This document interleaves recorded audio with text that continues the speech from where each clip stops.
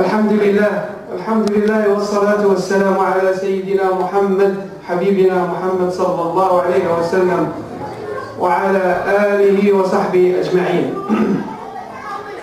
One of the ways to make a community a good... Can you close this door, please?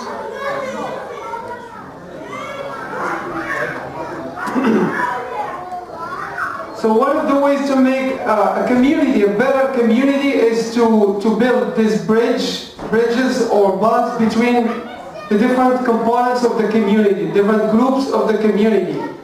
And usually these bridges includes like mutual, respect and understanding of each other. And that's what Allah subhanahu wa ta'ala called at-ta'aruf. In Surah Al-Hujurat, when He says, يَا أَيُّهَا النَّاسُ إِنَّا خَلَقْنَاكُمْ مِنْ ذَكَرٍ وَأُنْثَى وَجَعَلْنَاكُمْ شُعُوبًا وَقَبَائِلَ لِتَعَارَفُوا. We made you nations and tribes to get to know each other. And Islam came with the concept of unity. And our understanding of unity is very limited. So most of us think that unity is when we pray together side by side and shoulder by shoulder, but most of the time when we finish our prayer, you go and you sit with people from your own country and you start speaking the same language. And this is not unity. Unity is beyond that. And I've been emphasizing this all the time since we started this event, that the fact that our community is very diverse.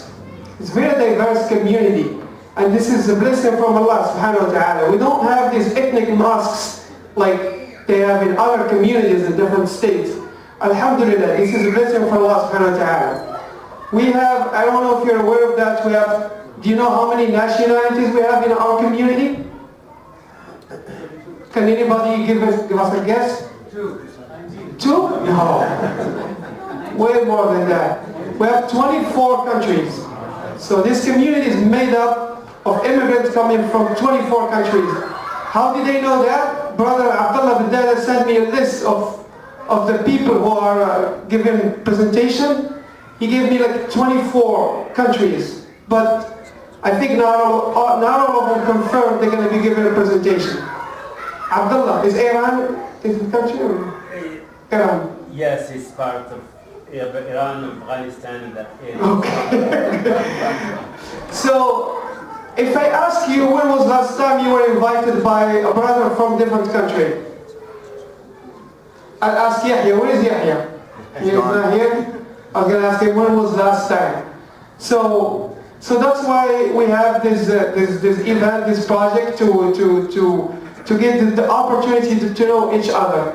And a couple months ago, we started our journey from North Africa. We started with from Egypt, and then Morocco. And then this month, inshallah, and tonight, we will land in east of Africa, inshallah, specifically in Somalia. And before I introduce the presentators here, I would like to remind you that the presentation will take 45 minutes. 45 minutes presentation. Followed by 15 minutes questions with an interactive game called Kahoot. I think most of you are familiar with. Questions related to the topic. Please stay focused and pay attention to the presentation as the questions are going to be related to the topic. And in the meantime, we want to assess your knowledge. So tonight, I would like to introduce Brother Farhan and our Sheikh Al-Imam Abdul Hafid and Brother Muhammad. I know your name, don't worry. And I'll give the mic, inshallah, to the first one who's going to start, inshallah. You?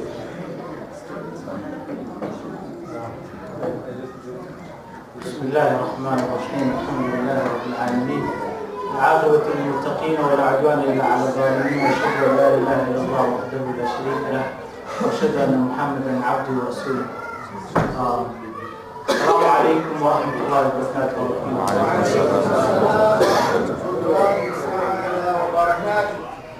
You were expecting less crowd people, but we have a good number of people, so welcome guys. Inshallah ta'ala, tonight we will do a presentation about Somalia. Inshallah ta'ala, the table of content will be introduction, geography of Somalia, history of Somalia, culture, language, history of Islam in Somalia, heroes of Islam in Somalia, Quran reciters, conclusion, reference, quiz, and then we're going to have food. Especially we're going to have some sambusa as Al-Hajj likes that. Introduction. Somalia is located in the Horn of Africa. Somalian culture can be summarized in two components, language and tradition. Early stage of Islam in Somalia. We'll talk this subject deep in the presentation, inshallah. This is the global map. This is where Somalia is located in the global map. Before I go that, so you have a knowledge about how the Somali community doing inside the United States, or when you guys watch with us this video, inshallah.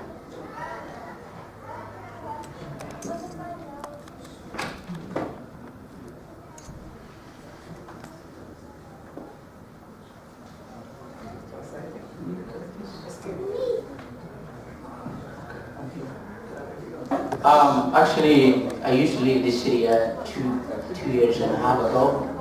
I have never seen some kind of a gathering in here where the state that I live is North Dakota. I feel like that when people come together, there is a lot of happiness increasing in this mosque, and that's something that I've experienced in the city. I hope that this kind of gathering will be continued throughout the United States. From there, Farhan will be speaking, but that's what I want to say, because I feel really that even though that I leave that city, here is far more better, because people here love each other, and then you get talking to each other. This is really amazing. You don't know how much is good that all people are coming together and exchanging information, and I really appreciate that. All right, so that's the Somali community, how they doing in the United States. Now I want to give the mic to Muhammad to continue the subject. Okay, now we will talk about the Somali history.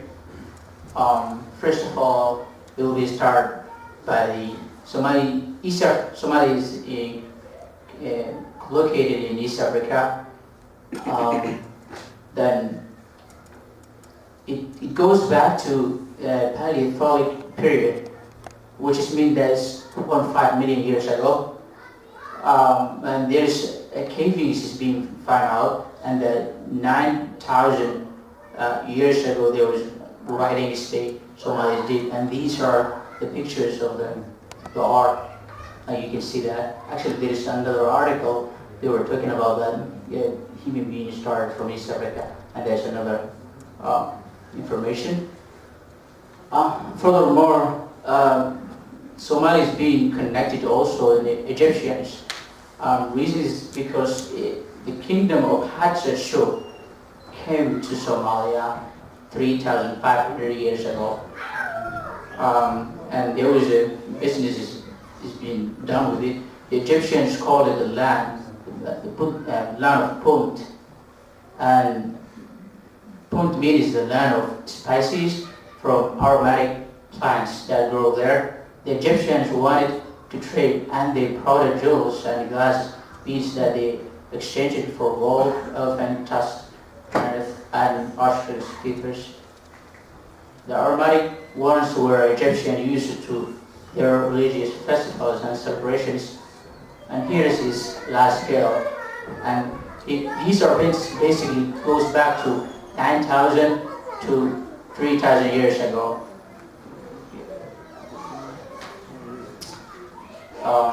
The Somali flag. Somali flag, as you can see, is this blue one. It has 5 stars, and the middle of it is white. And these 5 stars actually, it means these 5 regions. The 5 regions are one from South Somalia, the lower side of the map, and then the North Somalia, which is upper side. And Djibouti is being colonized by French, and Ogaden, or North Ethiopia, our province of North Frontier District. This is actually being done by the British colonialists who divided Somalia, Somali people, and give it into Kenyans and Ethiopians. And sad is that even the world does not know much about it. Britain already controlled the part of city of Aden in Yemen at that time, just across the Red Sea, and wanted to control its counterpart Berbera on the Somali south. The Red Sea was seen as crucial shipping land to British colonials in India, and they wanted to secure these gatekeepers ports at all costs. Also, the French were interested in coal deposits further inland and wanted to disrupt British ambitions to construct a north-south transcontinental railroad along Africa's east coast by blocking important sections. Italy also had just recently been reunited and was experienced colonialist. That's true, because Italians didn't know that much about how to colonize. They were happy to grab up any African land. They didn't have to fight our Europeans for. They took control of the southern part of Somalia, which would become the largest European claim in the country, but the least strategically significant.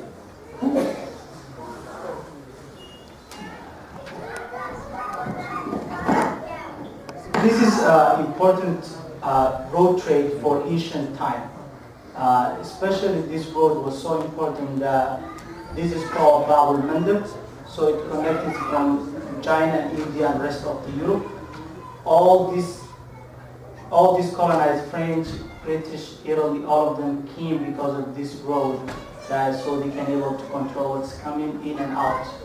So that's why there is a lot of geopolitics going on in Somalia still, because of this small, main important gate.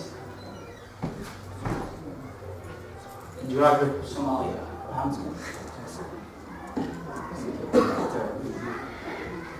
Okay, as you can see, the geography countries that border to Somalia, Djibouti is in northwest, Kenya to the southwest, and the Gulf of Aden with Yemen to the north, the Indian Ocean to the east, Ethiopia to the west. Okay, there are three major cities in Somalia: the capital Mogadishu, Kismayo, and Berbera. The land area. So Somalia is considered to be the 43rd largest country in the world in terms of land area, with 637,657 square kilometers.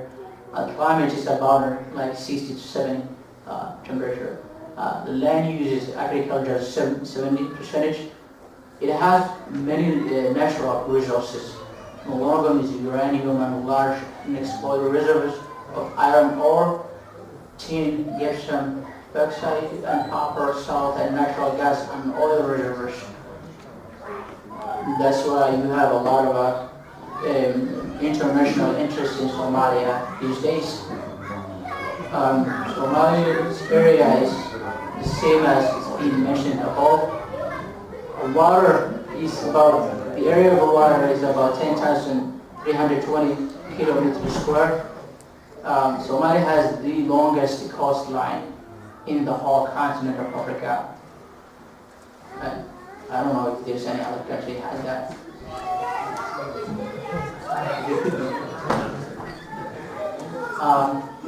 Okay. Mogadishu is the capital city of Somalia. Mogadishu has a population of about 3.5 million people. What does Mogadishu mean? Before I talk about what does Mogadishu mean, let me talk about a little bit about the business was going on at that time. There was Indians who had a business with the Somalis, also the Arabic and the Persians. The root word of Mogadishu, it's either is being called as Arabic the Arabic, it's called Maq'ad Shai, which is literally, if you translate it, it becomes tea shop similar to Starbucks or any other tea drinking places.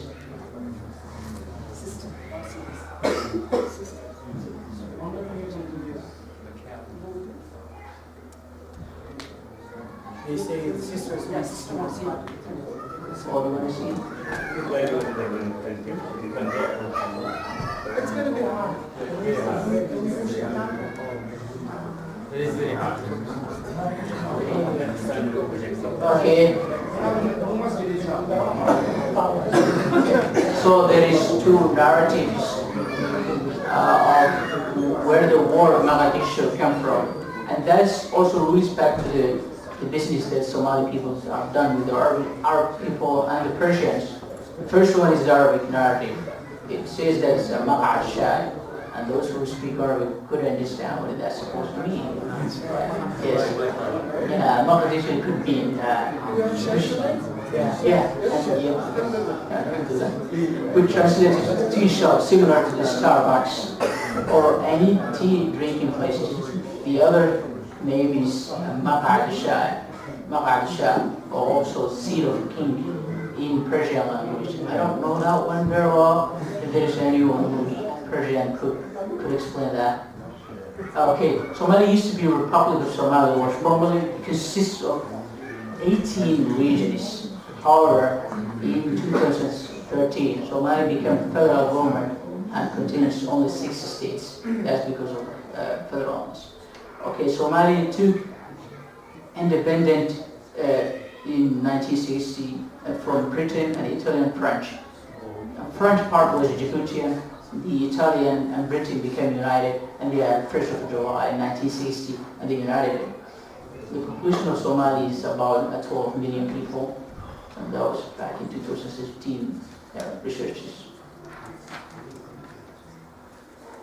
When we come to the language and literature, Somali mostly 92% don't speak the Somali native language, and there's also some part of them who speak Arabic, and Arabic is the second language. Even the middle schools and high schools were Arabic. I went to high school as Arabic, not as in English, I just learned it back then. Somali alphabet is this one, as you see, and it didn't have this one before. What they used to have was Arabic, and like Persian is the way they write it. Somali used to write it as Arabic, but then because of the colonial period, changed it to alphabet, the English one. There's various dialects existed within the Somali people. The Somali are famously known as very patriotic people. Yes.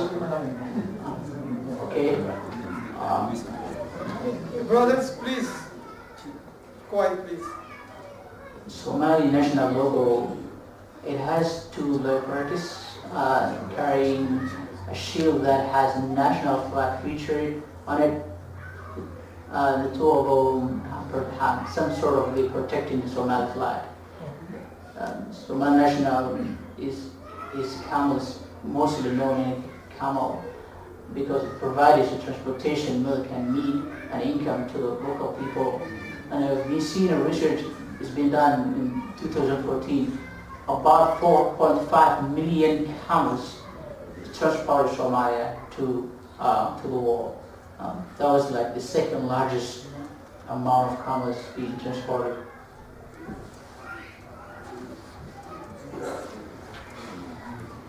Okay, Somali language. Somali greet one another by saying Malik in one accent. You guys want to say Mali one accent? It says good day, or Nawadmiya, are you okay? This means Nawadmiya. Common verbal greetings include Subah one accent, good morning, Galab one accent, good afternoon, having one accent, good night, have a great night. Okay, yes. Yes. You can see that Somali words, it's about like 50% is kind of like Arabic. You can see Subah means it's Arabic word basically. Agriculture. In terms of agriculture, 26% of Somali population are pastoralists, herding camels, cows, and goats. Approximately 40% are farmers, and remaining reside in urban areas. Now we're going to talk about Islam in Somalia, and Brother Abdul Hafid is going to talk about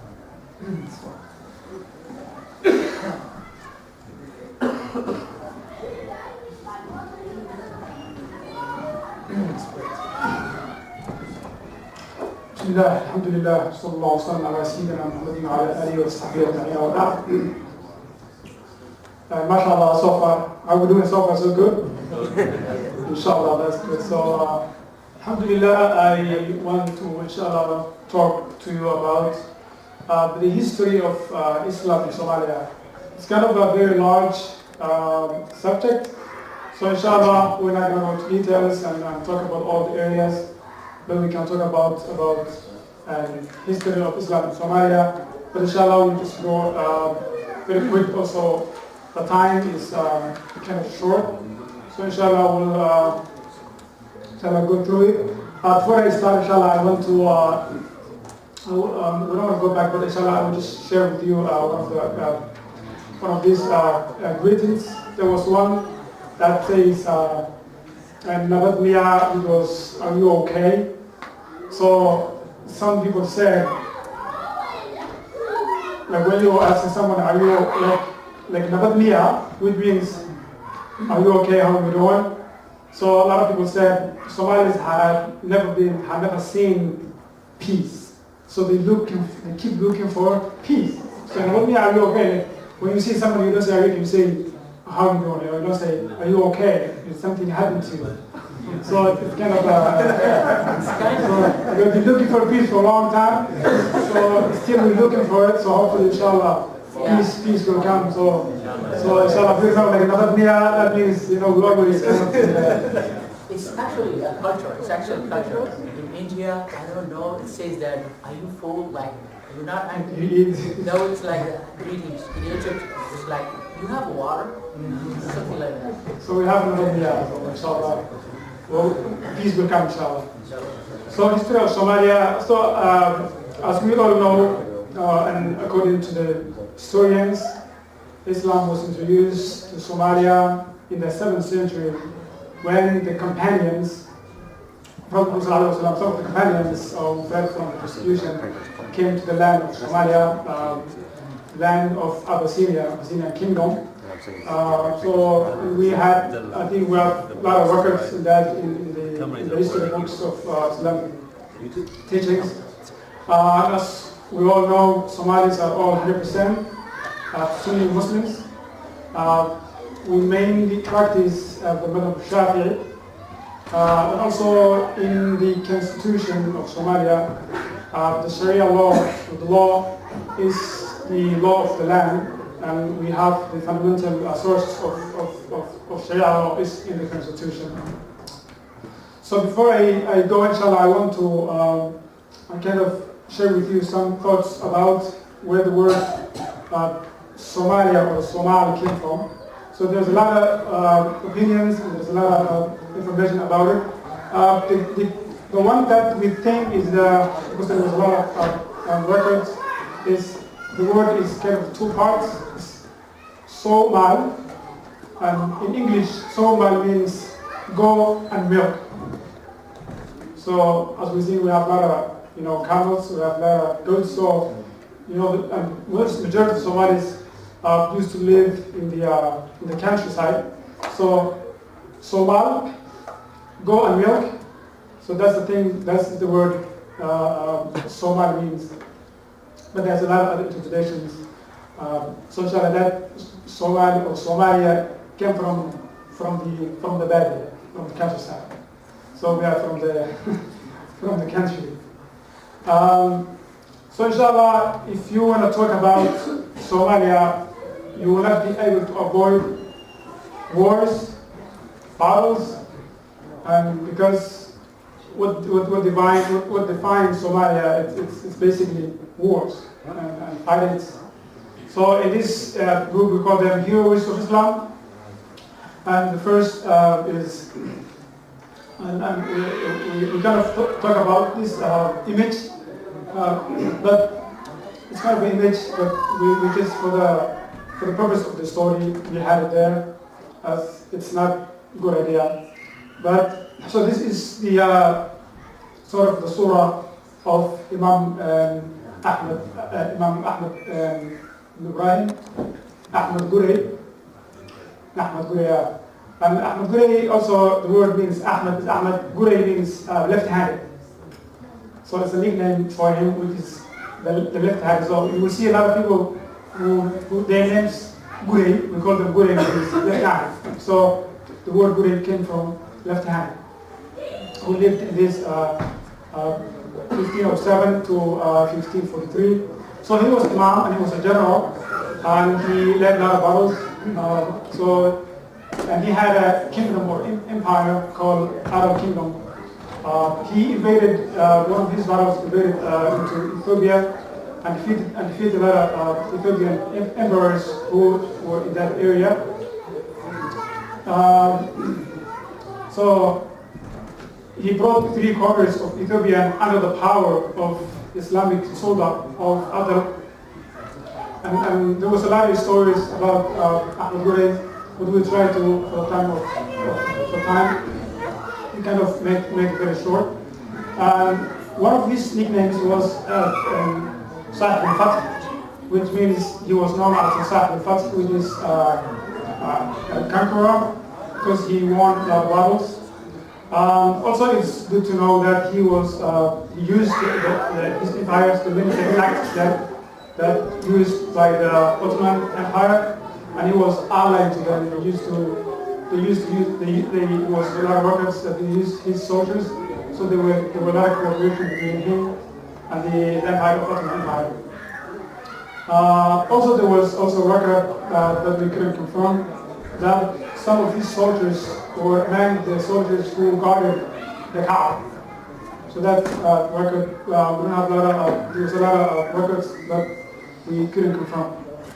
So also his success in the battle that he engaged in the land of Ethiopia caused a lot of interventions from the Western powers, such as the Portuguese, and they were trying to repel or fight the Muslims. The second person that also we had in this is this man called Muhammad Abdullahi Hassan, well known Sayyid Abdullah Hassan. So also he also was a leader, religious leader in the northern part of Somalia. He had an army well known in Somalia called Darawish, and he also resided in that part of Somalia, which is the northern part of Somalia. He fought in 20 years against the British, the Italians, and the Ethiopians. The Irish state was recognized as also he was an ally with the Ottoman Empire, and also the Germans. He succeeded, he lived, his time also came close to the World War I. And it was said that his empire was among the few independent Muslim powers in the continent. So after a quarter of a century of holding British at bay, fighting the British, he was finally, unfortunately, defeated in 1920, when the British, for the first time in Africa, used airplanes to bomb him and his headquarters in Talah. So finally, in 1920, the Irish state and his army collapsed after the intensive British bombardment upon his army, and that was the end of his reign. And now, inshallah, we will come to some sites and institutions in Somalia. So the first one is called the Sultan of Adal, which is located in Sayla, the northern part of Somalia. So instead that was his headquarters, that was the way. So that was the headquarters of his. So this is the author, or this is the remaining. And still some of it can be traced and seen today. Some of the other Asian mosques we have in Somalia, the first one called Fakhruddin Mosque. So Fakhruddin Mosque is one of the oldest mosques in Somalia, and it's located in Mogadishu, Somalia, especially the Hamrawayne district in Somalia. So the mosque has so many unique, in his buildings there's a lot of marbles in the building when you look at it, and there's also a lot of decorations. And I think recently they found underground there is another small miniature mosque within the mosque. And they say it was built in 1267 and it still can be seen today in Somalia, especially in Mogadishu. And it's kind of western, but we have also lighthouse in Somalia. So this lighthouse is in the city called Balao, which is located in the parts of Somalia, southern parts of Somalia. And inshallah, I will give the mic to Prophet Ham. This is the best part, so inshallah.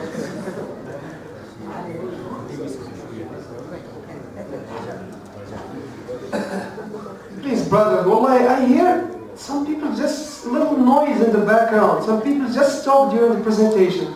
Please, please. Just respect people who spend a lot of time to give this presentation. Jazakallah khair.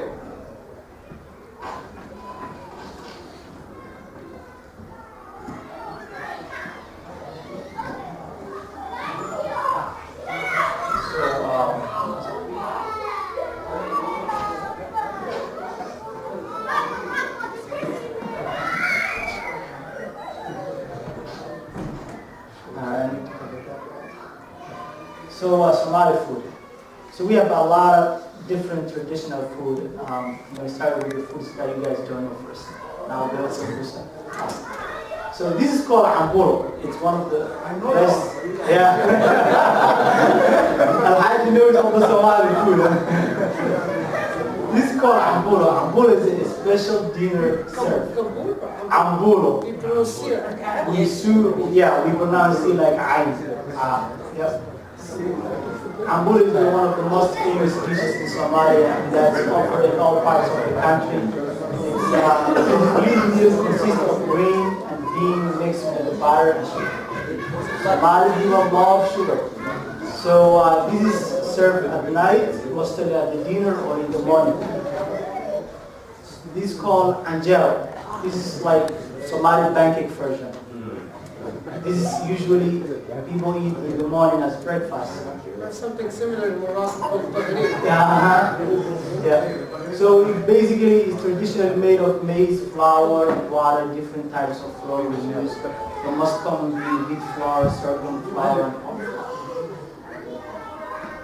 So this is the dish that I want to eat.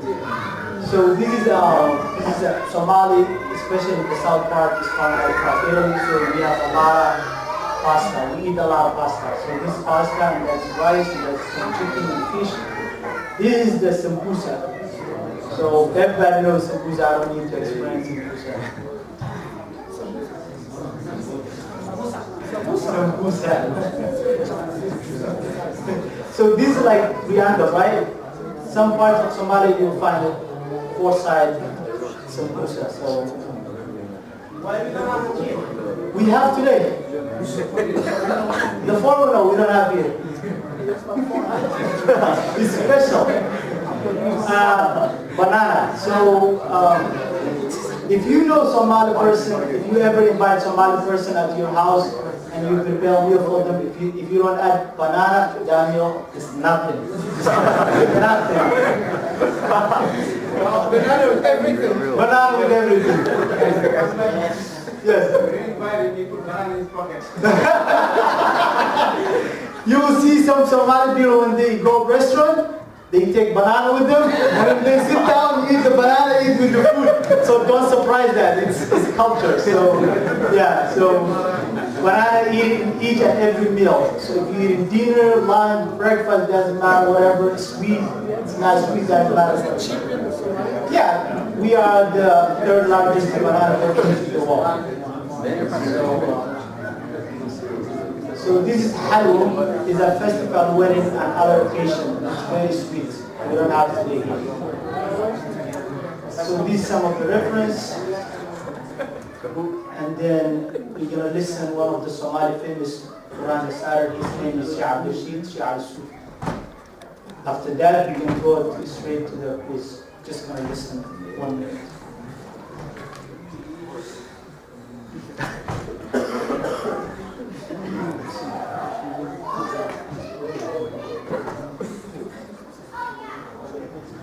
أنني استأذنت الإدارة والدكتور خالد من الإخوة أن Yes. He didn't say citizen. There's no citizen in Somalia. Citizen? He said he has been destroyed. He didn't say any city. He represented it. Oh, we mentioned Mogadishu and Hargeisa. We had pictures. They need a picture, man. Yeah. He was So maybe I was fast. استمر في القراءة التي كنت أقرأ بها في مسجدي في قطر، لأننا ابتدأنا هذه السنة نقرأ بقراءة الشامي ابن عامر برواية هشام عنه، وذلك تفاؤلا أن يفرج الله تعالى بها عن أهل الشام.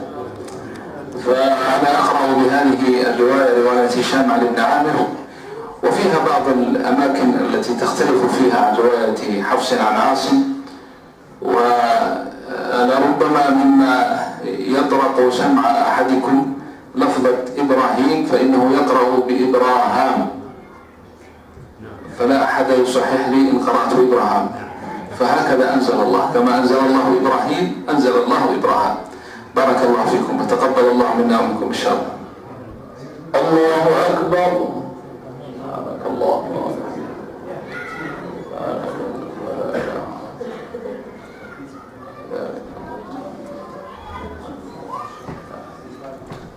بسم الله الرحمن الرحيم. الحمد لله رب العالمين الرحمن الرحيم مالك يوم الدين إياك نعبد وإياك نستعين اهدنا الصراط المستقيم صراط الذين أنعمت عليهم غير المغضوب عليهم ولا الضالين.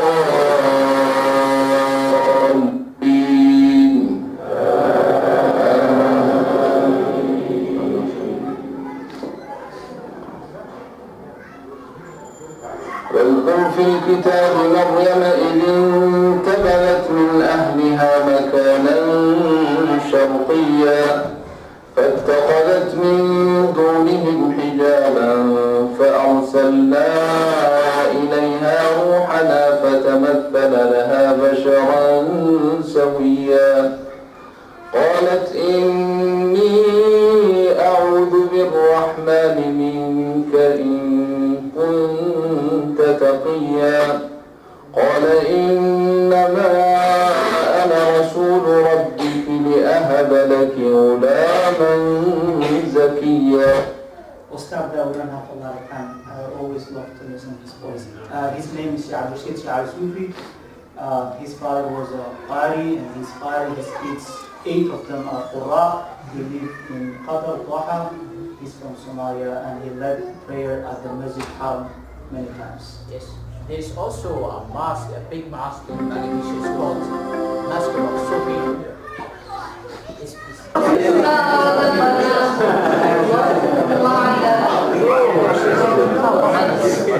Okay.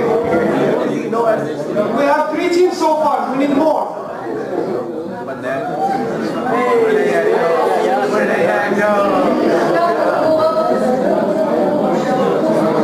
6 teams so far.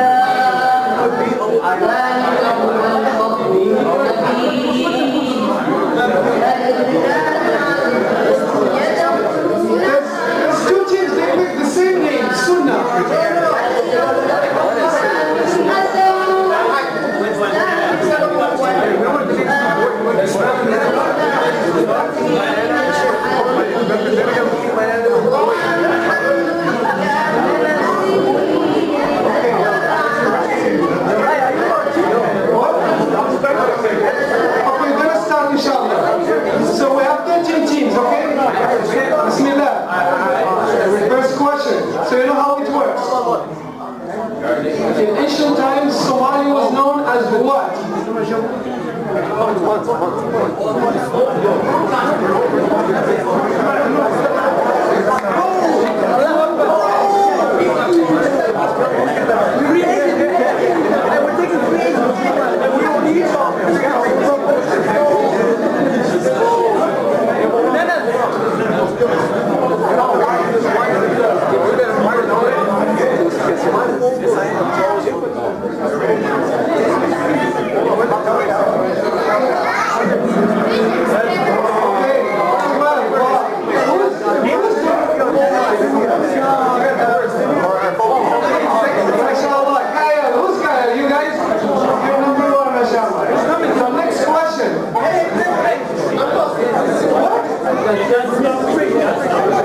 What's the name of your